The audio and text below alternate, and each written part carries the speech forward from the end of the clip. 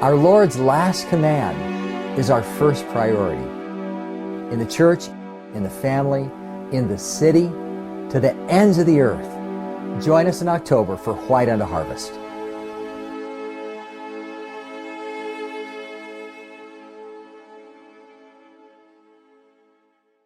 This mentality that we need to somehow get people to go through this step-by-step process and then proclaim that they're saved. That's probably one of the worst things. Trying to just walk them through the sinner's prayer and then pronounce them saved.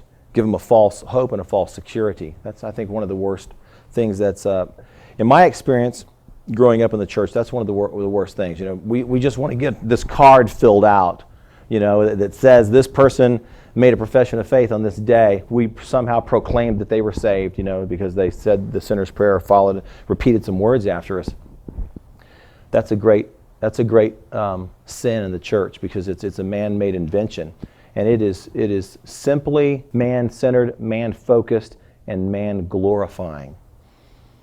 And we're supposed to be bringing glory to God. The only way we're going to do that is by doing it in the way that God tells us to do it. And it's not a simple step-by-step, do this, now you're saved. The Holy Spirit has to do a work. But, you know, we can't ever take the place of the Holy Spirit. We're not the Holy Spirit. We all know the scriptures. The Spirit is, you know, like Christ said to Nicodemus. You don't know where, you can't see the wind, but we see the effects of the wind. We preach the gospel, and when God determines that a soul is going to be saved, He does it. He does it through the power of the gospel, but He does it by His Spirit. Our job is to preach the gospel.